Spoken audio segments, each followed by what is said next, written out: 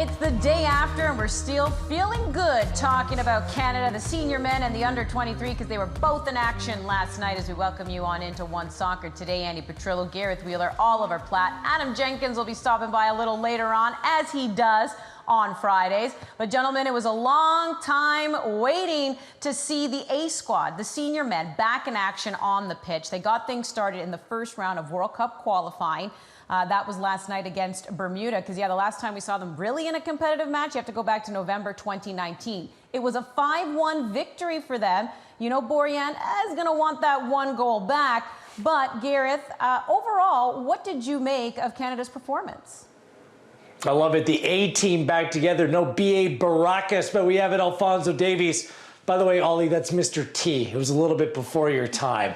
But yeah, it was great to see the team back again. And Andy, the day later, I just still have this overwhelming feeling of excitement. One, because the team did exactly what they had to do. There was a lot of unknown heading into this game about player availability, COVID protocols. We all know the drill, but they came together and put together a pretty complete performance. The tactics were spot on, some very good individual performances. And on the balance, how exciting is it to see a team with so much attacking talent?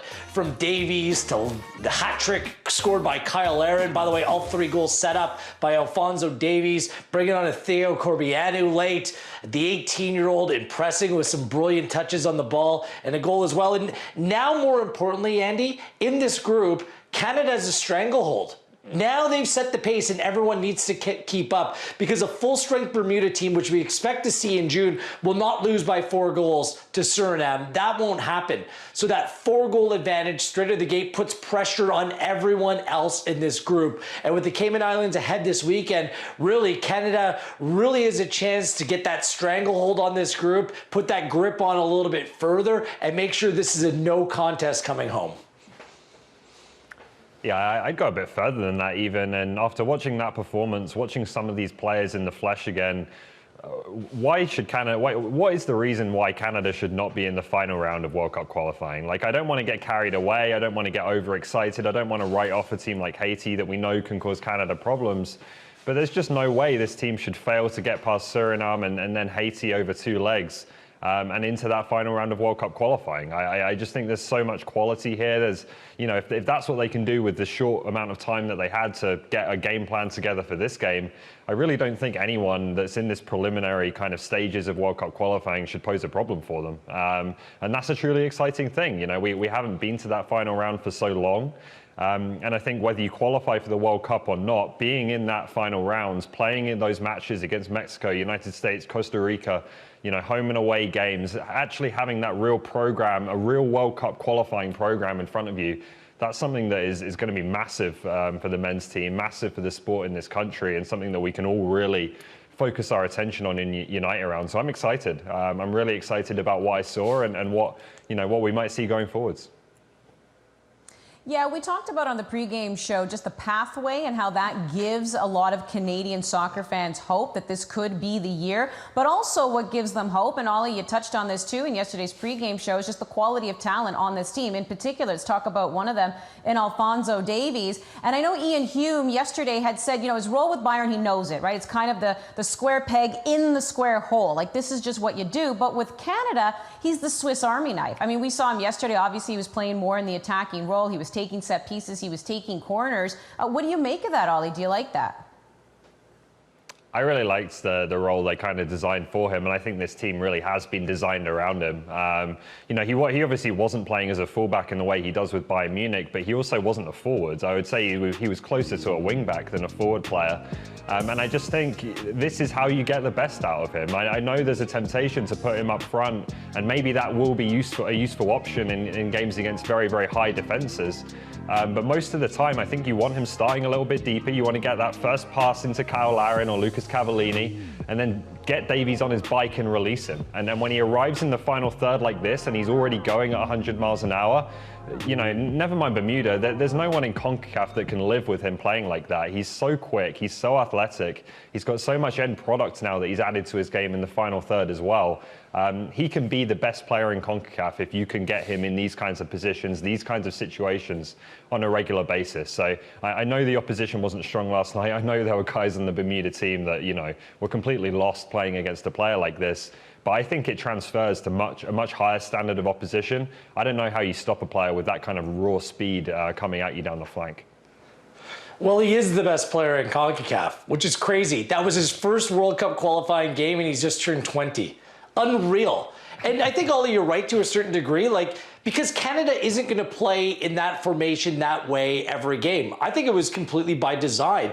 Isolate Davies on the left-hand side, make sure that he's a threat in behind a fullback that, a back line that generally plays narrow, allowing Larea to kind of do similar from a deeper role down that right-hand side. But when you look at this team, if you're going to be playing up against other more competitive teams in this region, you might have those three central midfield players where you bring in a Marc-Anthony Kaye, you bring in a Samuel Piette, different type of player to different profile, but I still play Davies further up the field. We see what he can do with the ball at his feet, running at defenders. We see that connection that he had with Kyle Larin. I cannot wait to see that connection up top, what it'll look like with Jonathan David. I mean, I think that any attack, any focal point needs to be built around Alphonso Davies, kind of like it was in that game against Bermuda.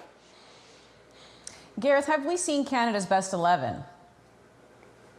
No, because absolutely Jonathan David's in it. I'm pretty sure that Jonathan Osorio would have made his way into the starting 11 as well if he was available. Perhaps there would have been maybe a change at center back if fitness wasn't an issue.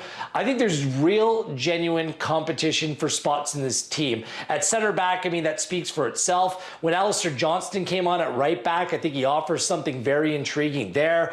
On the right side, Corbianu, I think, was altogether more effective in his 15 minutes than Junior Hoylett was, but Hoylett's been so good for so long. So there are positions in this team up for grabs. But like I said, Andy, this is a good thing. There's going to be certain players that suit the profile for different games than other players. And this is something that Canada really hasn't had the benefit or the advantage of before. So it's giving John Herman a lot of tools, and just his astute tactical nature, it's up to him to decide who works best depending on the game. Well, the Canadian men, their depth has been tested at this particular time because, as we know, the Olympic qualifiers going on as well. And Tajon Buchanan coming out of the gate, scoring 2 goals in the under-23 tournament for the Olympic qualifiers against El Salvador. And then last night in World Cup qualifying with the senior men, we saw Theo Corbianu make his debut, score a goal. Always looked good with the ball at his feet. I believe you made a comment, Gareth, saying you just want to watch him run with the ball. That's all you really want to do when you're watching Corbianu. So if we were to take a guess, out of these 2 young players, Ollie, who do you think has a greater chance of being in the June camp?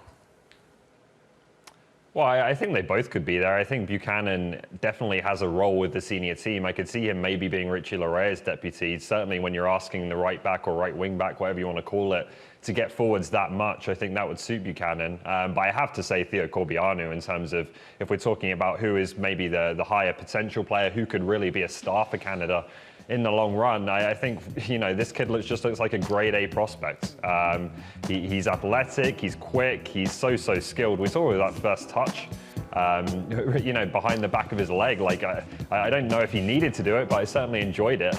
He just has a high skill level, right? And looks like a top prospect that could play in the Premier League for Wolves. So I think you've got to temper expectations a little bit. It was a weaker opposition. I don't know if Corbianu is going to be ready to start necessarily in the biggest games right now, but he's a great option to have coming off the bench. And when you start to look ahead to 2026, all of the young players aged kind of 16 to 19 that we've got coming through right now, plus the players that are still going to be here and really going to be in their primes like Davies and Davids, when that World Cup comes around, it's a really exciting pool to think about.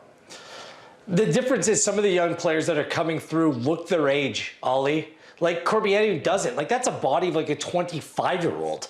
And I'm just trying to think over the course of Canadian soccer history, whether we've had a player like that in that physical nature, in that mold. We've had good players at various positions, dynamic players like Alec Bunbury and Dwayne De Rosario and Paul Stalteri in a much more reserved position, but a player that's strong, direct. I don't think it's any coincidence that John Herman compared him to Cristiano Ronaldo just because his physique reminds you of that and the directness of his play. I mean, first impressions or something, that was something special. And it was just a brief appearance. I don't think Liam Miller got enough credit for the ball he played to Corbianu on his goal. And I apologize for that because it was a wonderful ball. But I think there's genuine excitement around the player. If you've been tracking him, if you've been following him with Wolves under 23, you know he's knocking on the door for his Premier League appearance. And it's just huge. This is part of John Herdman's project. He got him to change his association from Romania to Canada. Let's see what other players decide to come along for the ride on the road, not only to 2022, but 2026 as well.